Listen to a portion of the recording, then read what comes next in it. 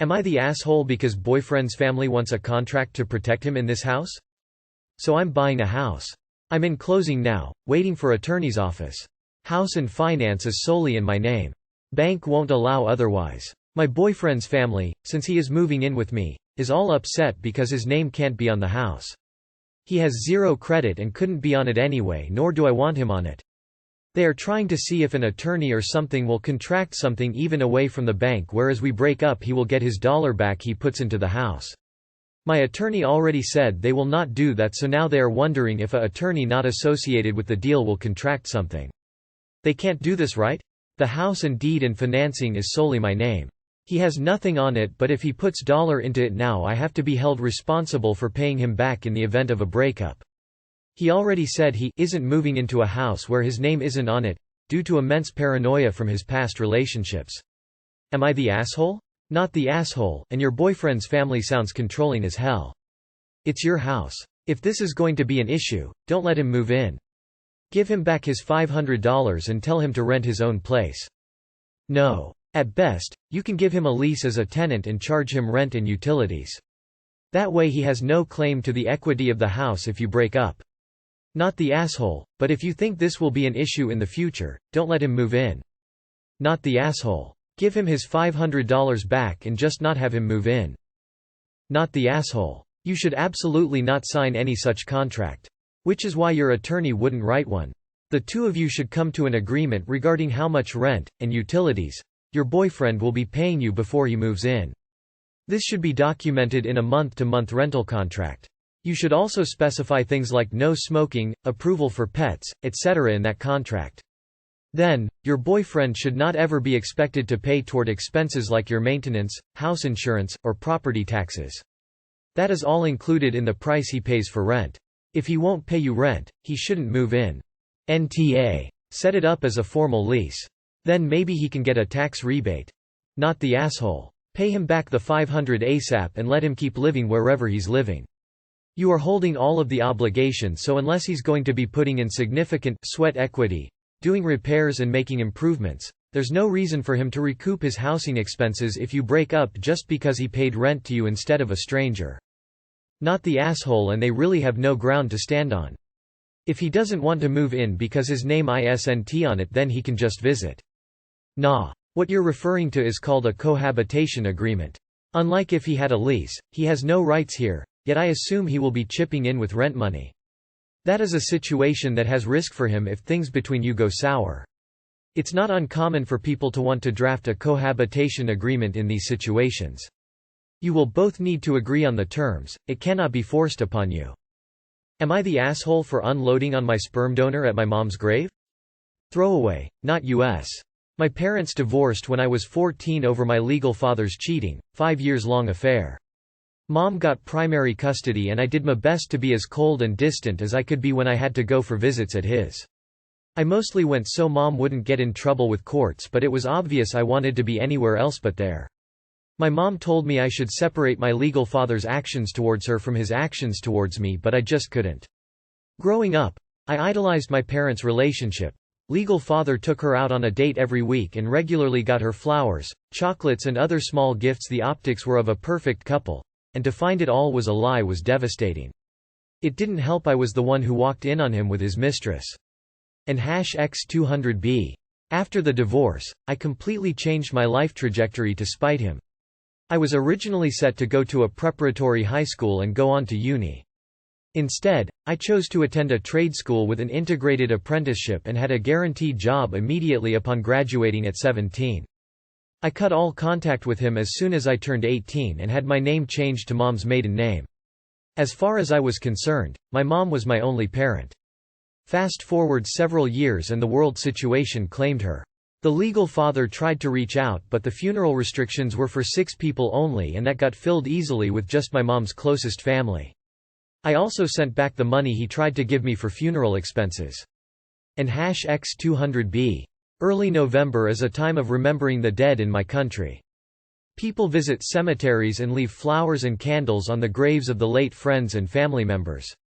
When I went to Mom's grave, the legal father was there. He was angry. I had my mom's headstone engraved with her maiden name and a quote about mother's love being enough. No mention of any husband. He asked how long I would hold the grudge. I told him forever. He asked what about my future children? Will they have no grandparents on my side? I laughed and told him that thanks to him, I would never have any partner or children because the pain of possible betrayal is just not worth it. That his possible future grandchildren from me died when I saw him sticking his dick into a woman that was not mom. That he should have taken the hint when I wore black to his second wedding. I was 16 and like with the visits was there under duress. He said he was sorry and that I should think about what mom would have wanted. I said that mom is dead and what she would have wanted is irrelevant. What I want is never to see him again, and if he was really sorry, he would respect my wishes, and then I left. And #X200B. I mostly feel bad for unloading on him in a public place and at a time when a lot of people were around. I wasn't exactly shouting, but it was obvious we were having an argument and it might have disturbed other people's reminiscing. I'm not sorry for what I said but for when and where I said it. Am I the asshole? And #X200B. Edit. Because this keeps coming up, I am in therapy. It's just taking some time to work through things. Sometimes I slide back. Sometimes I make some progress. It's not linear and it's not instant. It's a therapy, not a miracle. Edit 2. Per several requests, I changed the phrase sperm donor to legal father. I apologize for any hurt I might have caused. The title, unfortunately, cannot be edited. Not the asshole. Everyone else is probably going to say that you shouldn't hold grudges forever, but cutting someone out of your life after they do something awful to you is completely justified. Not the asshole. Though it is kind of harsh to unload at your mom's grave, your sperm donor deserved to hear this. He did not only ruin his relationship with his wife, but with his entire family. What did he expect? Sorry, Daddy. I know you were an ass and ruined our family, but I forgive you.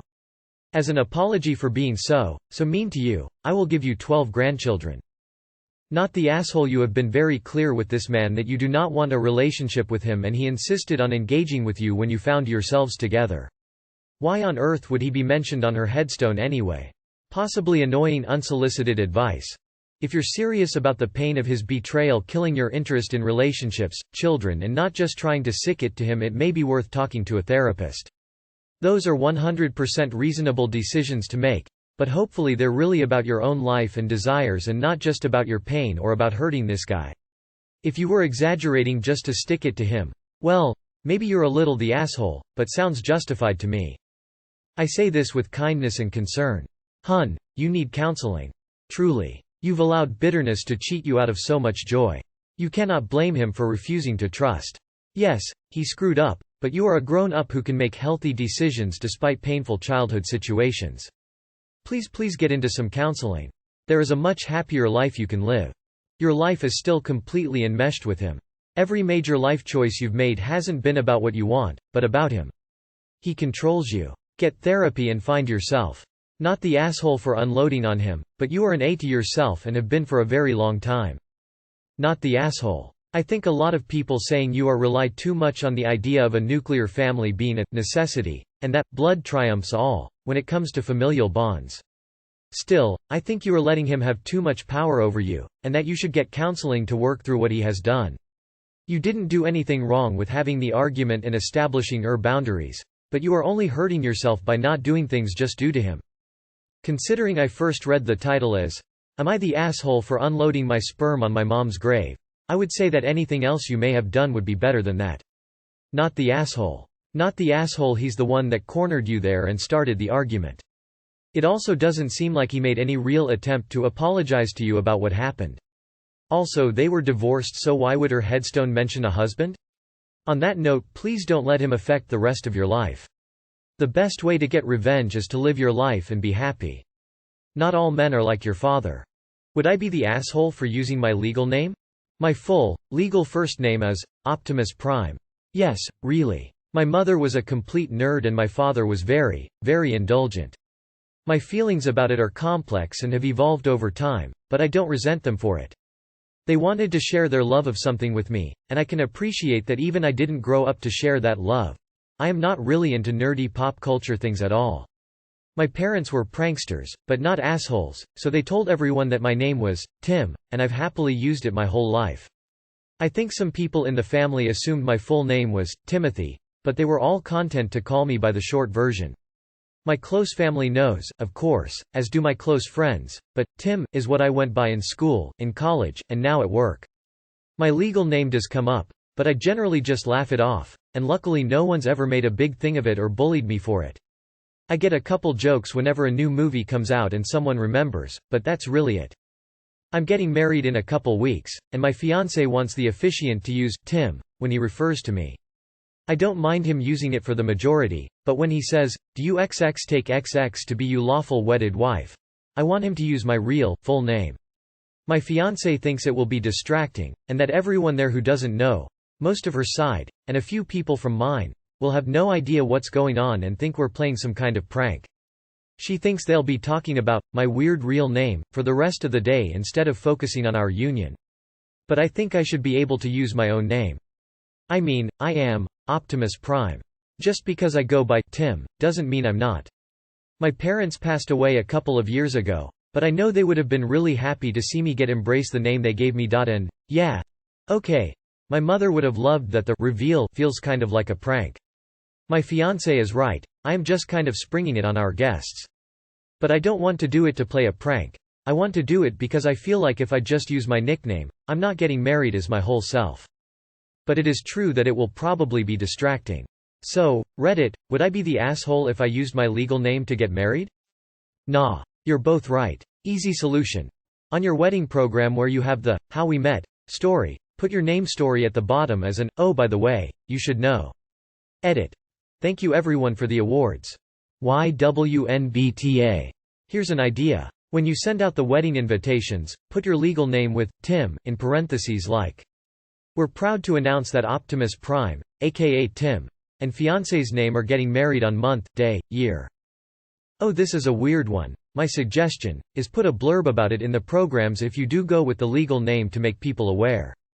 NTA Tim is part of Optimus. Nah. You should be able to use your full name, but your fiancé is right, it will steal focus from your wedding. Perhaps you could come out as Optimus Prime before the wedding to those that don't know, so it's old news before you take your vows. Info. Did you send the wedding invites using your legal name? Not the asshole put your full name on the invites. You are the asshole. If you've never used the name before, then all you're doing is using it for shock value. Am I the asshole for not allowing my sister's service dog to come to our wedding? F24. Just got engaged to my boyfriend of 5 years, M29. And have begun planning our wedding for early 2023. Only picked a venue so far. When planning, we decided on a child and pet-free-ish wedding.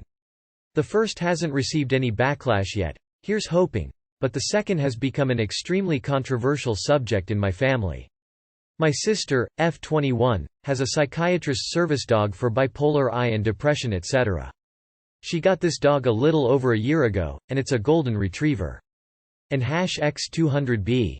My fiancé was attacked by a golden retriever when he was 11. While it wasn't physically severe, it did affect him mentally and he had to go to therapy to be comfortable around dogs. He is now fine around all dogs but golden retrievers. Because of this, my sister always visits us without her dog. She's usually fine to go out if she is with our mum and doesn't want to bring the dog. This is what my sister says, not me assuming. When my fiancé sees a golden retriever in public, he usually tries to stay as far away as possible and avoids them until they pass. This is usually extremely distressing and he can't be in the same area as them. Not always resulting in a panic attack, but having him on edge and in flight or fight mode. Obviously not ideal for our wedding. And #X200B. When planning save the dates, we told our immediate family in person. When telling my family, my sister began talking about how she would buy a bow tie for her dog to wear at the wedding. This took place at our home and her dog wasn't present. My fiancé brought up his discomfort and I backed him up, telling her that her service dog couldn't come to the wedding. I posed the idea that she come alone, like she does when she comes over to visit us. She got extremely upset by this, ranting about how we were discriminating against her and that her service dog was essential for her functioning in life. I brought up how she was her without her service dog, functioning fine, but she immediately started crying and having a panic attack. My parents took her side and left quickly with her still crying. My brother took my side, but that's only because he believes she doesn't need a service dog. I have no opinion in her dog's validity. And #X200B. My parents called me the next day to tell me that it wasn't acceptable not to allow my sister's service dog to come along, and that it would mean she couldn't come. Honestly, we're not that close and she was only coming as a guest, so I posed the idea that she come for a dinner with me individually before or after the wedding to celebrate. Now my parents are threatening to not come and claiming AITA laws against me. I honestly think my fiancé's comfort on our wedding is more important than my sister coming, and selfishly I want my fiancé's focus and attention on me and our special day. Am I the asshole? And #X200B. Edit. My fiancé has met this dog, but it was a traumatic experience. She secretly brought the dog and kept holding the dog towards him and wouldn't let him leave. It resulted in a panic attack. Not the asshole. Why do your sister's psychological issues trump your fiancé's trauma at his own wedding? According to your post, she has visited you multiple times without her service dog, so it doesn't seem like a stretch for her to be without her service dog for your wedding.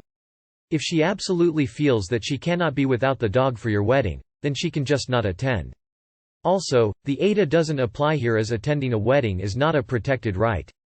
AITA laws are only for public places. Private weddings can ban anything or anyone they want. Not the asshole. Your fiancé's mental health at his own wedding trumps your sister's. She can stay home if she can't bear to spend an hour at the ceremony and a few hours at the reception without the dog. Not the asshole. You have to ask your parents why your sister's mental health condition is important, but your fiancé's is not. Forcing your fiancé to deal with the mental distress caused by an animal associated with a traumatic childhood incident could also be considered discrimination. There are competing and incompatible needs here, and considering the wedding cannot happen without your fiancé, but can happen without your sister, there is an obvious answer. She doesn't have a service dog, she has an emotional support animal. Not the asshole. Not the asshole. Your parents threatening to use laws against you are ta. She either comes without her dog, or doesn't come. YTF would you cater to her over the guy whose day it is? Phobia.